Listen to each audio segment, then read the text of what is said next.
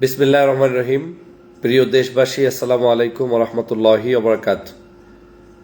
পৃথিবীর যে প্রান্ত থেকে দেখছেন সবাইকে শুভেচ্ছা অভিনন্দন। আপনারা জানেন যে বর্তমান সরকার এখন পর্যন্ত জাতীয় সংসদের কোনো অধিবেশন শুরু করতে পারে নাই। এখন পর্যন্ত তাদের অধিবেশন হয়ে সংসদে আলাপ আলোচনাই শুরু হয় নাই। তার আগেই শেখ হাসিনার দেখানো পথে হাঁটছে এই সরকার। সরকার যেই মাধ্যমে ক্ষমতায় এসেছে, সেই জুলাই সনদ, জুলাই বিপ্লবের চেতনা এবং গণভোট, সেটাকেই এখন নিজেরা তাদের নিজস্ব আইনজীবীদের মাধ্যমে চ্যালেঞ্জ ছুড়ে দিয়ে তার ক্ষমতাকেই এখন সরকার প্রশ্নবিদ্ধ করছে। এই সব কিছুই হচ্ছে একটি ষড়যন্ত্রের অংশ হিসেবে। সরকার হয়তো নিজেও অনুভব করছে না যে কার ষড়যন্ত্রে ফাঁদে পাড়া দিয়েছে। যেই জুলাই সনদ, যেই জুলাই বিপ্লব, যেই গণভোট আজকে আপনাকে প্রধানমন্ত্রী করে দিয়েছে, অনেককে বিরোধী দলে বসিয়েছে, যেই জুলাইয়ের চেতনার কারণে আজকের বাংলাদেশের নতুন করে ফ্যাসিবাদ মুক্ত একটি সরকার গঠন হয়েছে, সেই জুলাইকে আপনি অস্বীকার করবেন, চ্যালেঞ্জ ছুড়ে দিবেন, তাহলে আপনিই তো এই সরকারে থাকার কোনো বৈধতা নেই। আজকে যদি বাংলাদেশে জুলাই বিপ্লব না হতো, তাহলে দেশনেত্রী বেগম খালেদা জিয়া মৃত্যুর আগে বিদেশে চিকিৎসা পেতেন না।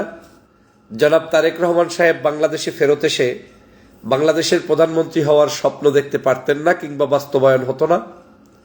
বাংলাদেশের কোনো অবস্থায় যে আইনজীবীরা আজকের আদালতে লড়াই করছেন, আপনারা স্বাধীনভাবে এই লড়াই করতে পারতেন না।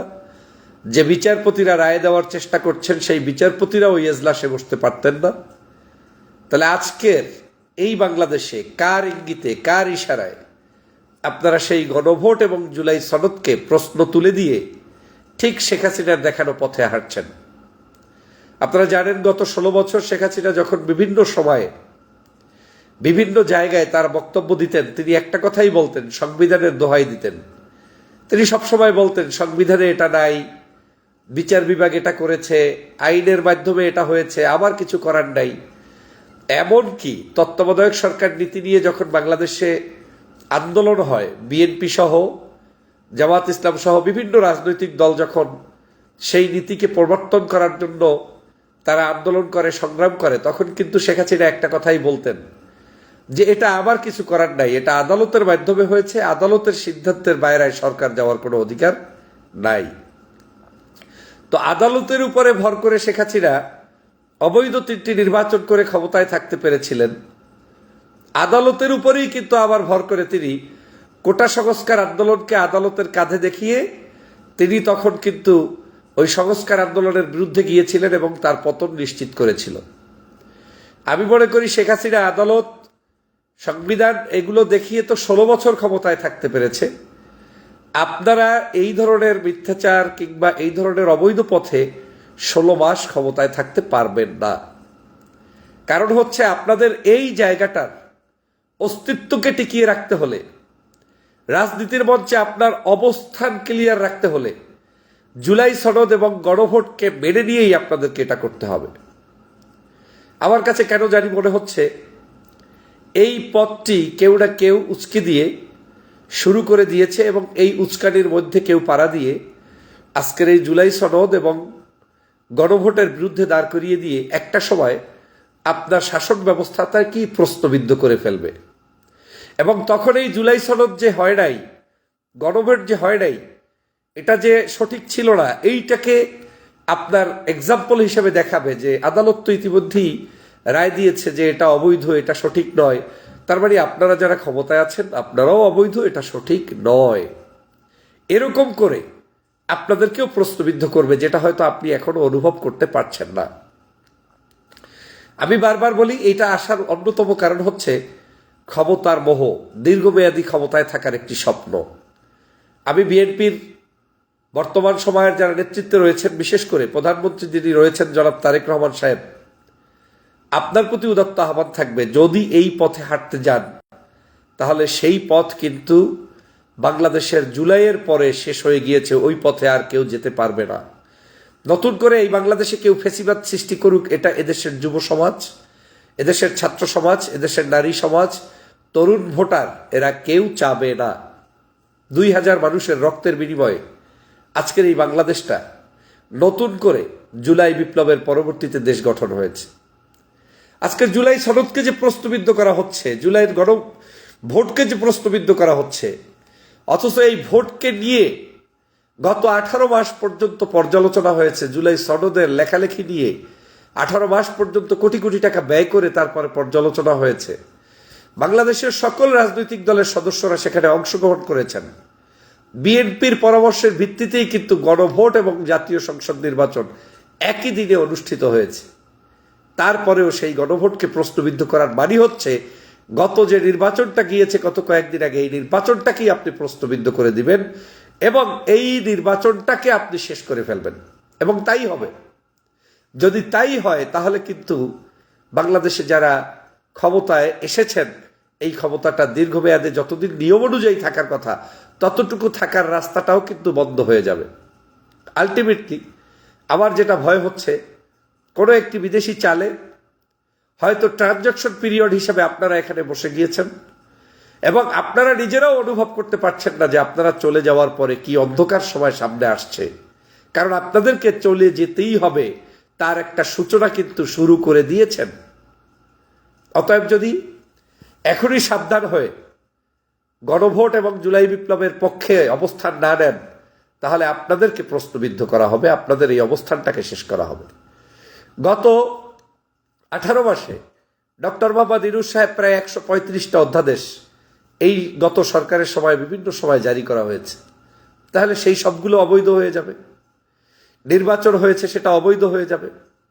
সরকার যে শপথ পড়েছে, যার মাধ্যমে পড়েছে, সেটা অবৈধ হয়ে যাবে। কারণ এগুলো কোনো কিছুই কিন্তু সংবিধানের সাথে নাই। সংবিধানটাই কিন্তু দেশনেত্রী বেগম খালেদা জিয়া একসময় বলেছিলেন যে আস্থা করে নিক্ষিপ্ত করতে হবে, কারণ এগুলো শেখ হাসিনার লেখা একটা মানে চটি বই। আপনারা সেই খালেদা জিয়ার বক্তব্য ভুলে গিয়েছেন। খালেদা জিয়া এই সংবিধানকে বলেছিলেন এটা শেখ হাসিনার বানানো একটা পাতা, এটা রিয়াল সংবিধান আর থাকে না, এটা নেই। অতএব আপনি যদি সংবিধান করা শুরু করেন তাহলে এই সংবিধান তো বাংলাদেশের বর্তমান সময়ের নির্বাচনটাও করতে দেওয়ার কথা না।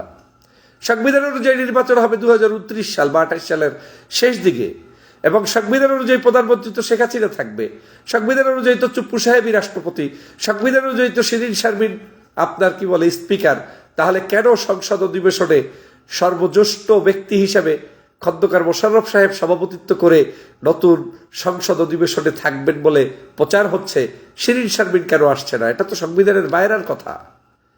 তাহলে চিন্তা করে দেখেন যে সংবিধানের দোহাই দিয়ে এখন আর চলার কোনো রাস্তা কিন্তু নেই।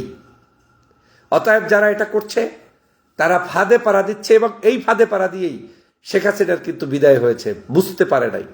কিন্তু শেখ হাসিনা যেটা করেছে দীর্ঘমেয়াদে ক্ষমতায় থাকার পরে তারপরে করতে পেরেছে, আর আপনারা শুরুতেই সেটা শুরু করে দেখালেন এবং সেটার মাধ্যমে কিন্তু আপনারা কিন্তু আপনাদের আগেই এটা দেখানোর মাধ্যমে আপনারা আপনাদের জায়গাটা জাতির কাছে পরিষ্কার করে ফেললেন। আজকের এই জুলাই বিপ্লবের পরে একজন ডিসি সজ্জন থাকলে তাকে তো পোস্টিং করে ইমিডিয়েট তিনি সৎপথের কথা বললে তাকে কি বলে একেবারে ডাইরেক্ট তার ওখান থেকে বহিষ্কার করা কিংবা তাকে কেন্দ্রে নিয়ে যাওয়ার কথা নয়। আজকের যে পুলিশ অফিসার রাতের বেলা অবৈধ কোনো গাড়ি ধরেন কিংবা কোনো জায়গায় একটা দেশপ্রেমিকের পরিচয় দেন কিংবা কোনো একজন ভোক্তা অধিদপ্তরের কর্মকর্তা কোনো জায়গায় গিয়ে জরিমানা করেন, তাকে পরের দিন আপনি অপসারণ করেন, এটা তো পূর্বের শেখ হাসিনার দেখানো পথ। এই পথে হাঁটলে কোনো দিনই এই দেশের পরিবর্তন হবে না। এদেশের পরিবর্তনের জন্য আমি মনে করি আরেকটি বিপ্লব অপেক্ষা করছে এবং অনস্বীকার্য যে বিপ্লবটার মাধ্যমেই বাংলাদেশের প্রকৃত অর্থের সংবিধান পরিবর্তন বাংলাদেশের মানুষের কথা এবং ভাগ্যের পরিবর্তনের জন্য যা যা প্রয়োজন সেটা আবার করতে হবে, না হয় এইভাবে থাকতে পারে না। আমি সে কারণে গতকালকে বলেছি যে বাংলাদেশের এখন এই সরকার কিছু গেম খেলতে চায়। যেমন ডেপুটি স্পিকার জামাত ইসলামকে প্রস্তাব দিয়েছে। আমি জানি না জামাত ইসলামের সিদ্ধান্ত কি হবে। আমি মনে করি এই স্পিকার পদের প্রস্তাব দিয়ে তারা একটি জামাতের সাথে গেম খেলতে চায়। জুলাই সনদ বাস্তবায়নের আগেই যদি এই ডেপুটি স্পিকার জামাত ইসলাম গ্রহণ করে ফেলে তাহলে বিএনপি বলবে আপনারাই তো জুলাই সনদ ছাড়া ডেপুটি স্পিকার দিয়েছেন, অতএব জুলাই সনদটাকে তারা হালকা করে ফেলবে। আমি যতটুকু শুনেছি ইতিমধ্যেই জামাত সেটাকে কিন্তু সায় দেয়নি, যদিও আমার কাছে পূর্ণাঙ্গভাবে অফিসিয়াল ডাটা নেই, কিন্তু যদি তারা সায় দেয় তাহলে কিন্তু এই বিএনপি জুলাই সনদটাকে পিছিয়ে দেওয়ার চেষ্টা করবে এবং বিএনপি বলবে যে জামাত ইসলাম অবৈধ পথে, তাহলে কেন জুলাই সনদ ছাড়াই ডেপুটি স্পিকার নিয়ে নিলেন? কারণ এই ডেপুটি স্পিকারটাও কিন্তু ওই জুলাই সনদেরই একটা অংশ, গণভোটেরই একটা অংশ। তাহলে গণভোট পূর্ণাঙ্গ বাস্তবায়ন ছাড়া তো এইটা আমি নিতে পারি না। এই সরকার বিভিন্ন চাল চালা শুরু করে দিয়েছে। ইতিমধ্যেই তারা আদালতের কাছে একটা গ্রুপকে পাঠাচ্ছে যাতে জুলাই সনদ দিয়ে বিতর্ক হয়। আবার দেখবেন তারা একই সাথে নিজেরা আবার জুলাই সনদের কিছু কিছু অংশ বাস্তবায়নের জন্য জুলাই সনদ ছাড়া আনঅফিসিয়ালি বাস্তবায়নের চেষ্টা করছে। এর মধ্য দিয়ে তারা জুলাই সনদ এবং গণভোটটাকে হালকা করে দিতে চায়। তার মানে আমরা আমাদের মতো সংস্কার করেছি, এদেশের সংস্কার যা করেছে বিএনপি করেছে, জুলাই সনদের কোনো বিষয় না, গণভোটের কোনো বিষয় না, এটা আমাদের সিদ্ধান্ত হয়েছে, এরকম একটা কিছু ন্যারেটিভ তারা দাঁড় করাতে চায় এবং সেই ন্যারেটিভটা এস্টাবলিশমেন্টের মাধ্যমে জুলাইয়ের যে চেতনা, রক্ত ঝরা এই যে 2000 মানুষ জীবন দিয়েছে, তারা সেই জীবনটাকে কিন্তু আজকের সেই জীবনের বিনিময়ে যে দেশ হয়েছে সেই দেশটাকে কিন্তু সেই জীবনটাকে অস্বীকার করা হবে। আজকে সে কারণে বলছি আমাদেরকে সতর্ক হতে হবে, আমাদের দেশবাসীকে জাগ্রত হতে হবে, আমাদের দেশপ্রেমী উদ্বুদ্ধ হতে হবে। আমি মনে করি বাংলাদেশের যারা নির্যাতিত দল তার মধ্যে বিএনপি অন্যতম নির্যাতিত দল, কোনো সন্দেহ নাই। জামাত ইসলাম নির্যাতিত দল। গত 16 বছর যারা নির্যাতিত ছিল তারা নতুন করে এমন কিছু সৃষ্টি করবেন না, এমন কোনো কেওয়াস তৈরি করবেন না যেটার মাধ্যমে আবার আপনাদের জন্য সেই খড়গ নেমে আসে। উনি তো বাংলাদেশ থেকে পালিয়ে পাশের দেশে যেতে পেরেছেন, আপনাদের পালিয়ে পাশের দেশে যাওয়ার কিন্তু রাস্তা থাকবে না। কারণ প্রকৃত অর্থে আপনারা তাদের কিন্তু বন্ধু না। আপনাদেরকে বন্ধু বানিয়ে আপনাদের কাঁধের উপরে কিছু রেখে নতুন করে আপনাদেরকে বিক্রি করে কিছু করতে চায়, কিন্তু তারা আপনাদেরকে বন্ধু মনে করে না। এটা আপনাকে রিয়েলাইজেশন করতে হবে। বাংলাদেশের নতুন পরিবর্তন যদি করতে হয় তাহলে বর্তমান সরকার এবং বিরোধী দলের সমন্বয়ে আগামীর বাংলাদেশ বিনির্মাণের জন্য আমাদেরকে এই জুলাই সনদের বাস্তবায়ন, গণভোটের বাস্তবায়ন করতে হবে এবং জাতীয় ইস্যুতেই এটা করতে হবে। রাজনৈতিক মতপার্থক্য থাকবে, নির্বাচন আসলে নির্বাচনের সময় কে ক্ষমতায় আসবেন না আসবেন আপনাদেরকে সিদ্ধান্ত নিতে হবে, কিন্তু এর বাইরে যদি নতুন কোনো সিদ্ধান্ত নেন তাহলে ওই জাতীয় পার্টির কথা আর আপনার কথার মধ্যে কোনো পার্থক্য নাই, আওয়ামী লীগের কথা আর আপনার কথার মধ্যে কোনো পার্থক্য নাই। তাহলে মানুষ আপনাদেরকে দিয়ে পরিবর্তনের যে স্বপ্ন সেটা আর দেখতে পাবে না। প্রিয় দেশবাসী, আপনারা জানেন যে জুলাই সনদের এই বিষয়গুলো নিয়ে যখন গণভোটের পক্ষে সরকার বিভিন্ন জায়গায় তারা তাদের জায়গা থেকে তারা সেখানে কি করেছিল, প্রচার করেছিল, তখন 11 দলের জামাত ইসলামের নেতৃত্বে তারাও বাংলাদেশে গণভোটের পক্ষে, হায়ের পক্ষে প্রচার করেছিল। বিএনপি মিশ্র প্রতিক্রিয়া দেখাতে চেয়েছিল, কিন্তু একটা পর্যায়ে সমালোচনার শিকার হতে গিয়ে জনাব তারেক রহমান সাহেব কিন্তু জনসম্মুখে বলেছিলেন আমরা গণভোটের হায়ের পক্ষে। তাহলে আপনি সেখানে গণভোটের হায়ের পক্ষে এবং একই দিনে গণভোটের হা এবং জাতীয় সংসদ নির্বাচনের পক্ষে হলে আজকের কি করে আপনার বুদ্ধিজীবী আইনজীবীরা আজকে তারা আবার গণভোটের বিপক্ষে গিয়ে দাঁড়ায় এবং আদালতকে ব্যবহার করার চেষ্টা করে? আমি মনে করি এই নীলনকশা যদি ইনিয়ে বিনিয়ে কিনিয়ে করা হয় তাহলে কিন্তু আপনাদের সেই অস্তিত্ব থাকবে না, মোটেই থাকবে না। আপনারা শেখ হাসিনার চাইতে চালাক কেউ হয়ে যান নাই। আমি অপ্রিয় হলেও সত্য একটা কথা বলে যাই, বাংলাদেশে অবৈধ পথ এবং অবৈধ পথে দীর্ঘমেয়াদে ক্ষমতায় থাকার যদি কোনো সর্বোচ্চ ব্যক্তি থাকেন তিনি শেখ হাসিনা। ওনার চাইতে বুদ্ধিজীবী রাজনীতিবিদ অবৈধ পথে থাকার মতো আর কেউ এখনো তৈরি হন নাই। অতএব শেখ হাসিনা যেটা 16 বছর থাকতে পেরেছে সেই স্বপ্ন স্বাদ আপনারা পারবেন না, কোনোদিন পারবেন না। আপনাদের সেই যোগ্যতাও নেই, আপনাদের সেই উৎসাহ হয়তো নেই। আপনারা সবকিছু গুলিয়ে বিলিয়ে ফিলিয়ে ফেলবেন, আপনারা কোনোদিন শেখ হাসিনার পথে সেই 16 বছর থাকতে পারবেন না। অতএব যদি মনে করেন যে দীর্ঘমেয়াদে থাকতে হলে আমাদেরকেও শেখ হাসিনার মতো আদালতের উপরে ভর করে তারপরে ওই তত্ত্বাবধায়ক সরকার নীতি যেরকম শেখ হাসিনা বাতিল করেছিল আমরাও এরকম জুলাই বিপ্লব টিপ্লব সনদ টনদ সবকিছু বাতিল করে নিজের মতো নির্বাচন করে ক্ষমতায় থাকবো, মোটেই পারবেন না। বরং যেটা আছে সেটাও যাবে, আবও যাবে, সালাও যাবে। কথাগুলো অনেকেই বলবে না, কারণ সবাই এখন ঘুরঘুর করছে মন্ত্রী হওয়ার জন্য, এমপি হওয়ার জন্য, আপনার কাছ থেকে তোষামুদি করে পদ পদবি পাওয়ার জন্য। এবং তাই হচ্ছে। গত 16 বছর যারা বিএনপির পক্ষে, দেশের পক্ষে, সত্যের পক্ষে কথা বলতে পারে নাই, তারাই এখন কিন্তু বিভিন্ন পদপদবি লুফে নিয়ে বসে আছে, কারণ দালালিটা স্পষ্ট করতে পারছে। আর যারা সত্য কথা বলেছে তারা হয়তো কেউ ওই দলে নেই অথবা থাকতে পারে নাই।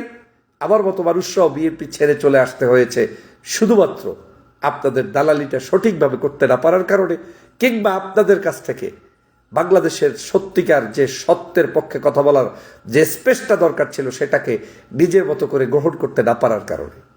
আজকের প্রিয় ভাইরা, সে কারণে বলছি, আমাদের এই জুলাই সনদ, আমাদের এই গণভোট, এটাই হবে জনগণের মূল ভিত্তি, এবং এই ভিত্তির উপর ভিত্তি করেই আমাদের বাংলাদেশকে নতুন করে গড়ে তুলতে হবে। এর বাহিরে কোনো বিকল্প পথ নেই। অতএব আদালতের ভয় দেখাবেন না, জুজুর ভয় দেখাবেন না। এই আদালতই তো আজকে যদি এই কথা বলেন যে জুলাই বিপ্লব গণভোট থাকবে কি থাকবে না, তাহলে এই আদালতই তো 5ই আগস্টের পরে কি হয়েছে, এই আদালতের কাছ থেকেই তো মতামত নিয়ে নেওয়া হয়েছিল যে এই সরকার, 18 মাসের যে সরকার ছিল তারা বৈধ কি অবৈধ। এই আদালতের যদি আজকের এই দোহাই দেন, তাহলে এই 135টা অধ্যাদেশ যে চুপ্পু সাহেব জারি করলেন, তাহলে তো সবার আগে চুপ্পু সাহেবকে এখন গ্রেপ্তার করে তারপরে আপনাদেরকে আদালতের প্রতি সম্মান দেখাতে হবে, আইনের প্রতি সম্মান দেখাতে হবে, সংবিধানের প্রতি সম্মান দেখাতে হবে।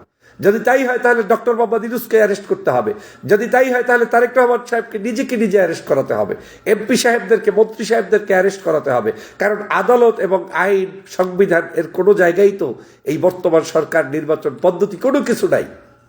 তাহলে এই যে কথাগুলো তৈরি করে কেওয়াজ তৈরি করছে, কেওয়াজ না করে বরং উচিত হচ্ছে সমাধানকৃত বিষয়গুলো জুলাই বিপ্লব এবং এই জাতীয় সনদ এবং আমাদের গণভোটের উপরে চাপিয়ে দিয়েই আমরা আমাদের এই জায়গাগুলোতে গ্রহণ করে জনতার সরকার হিসেবে আপনারা দায়িত্ব পালন করতেন।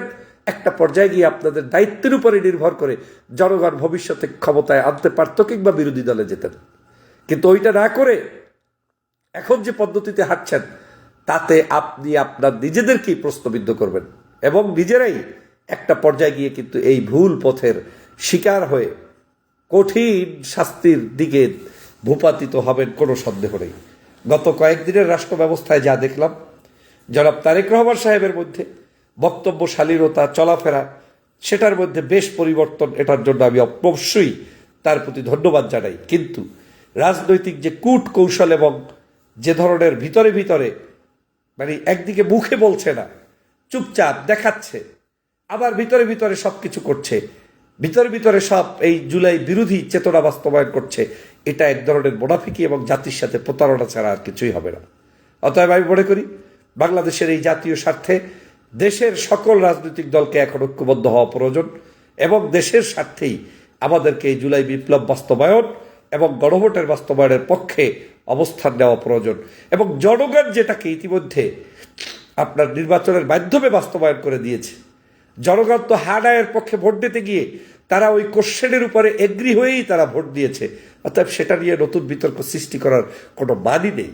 আসুন আমরা এই সকল অমার্জনা মুক্ত করে নতুন করে সোনার বাংলাদেশ গঠন করার জন্য প্রতিজ্ঞাবদ্ধ হই এবং গণভোটের পক্ষে এবং জুলাই বিপ্লবের সনদের পক্ষে আমরা অবস্থান গ্রহণ করি। সবাইকে ধন্যবাদ। আল্লাহ হাফেজ।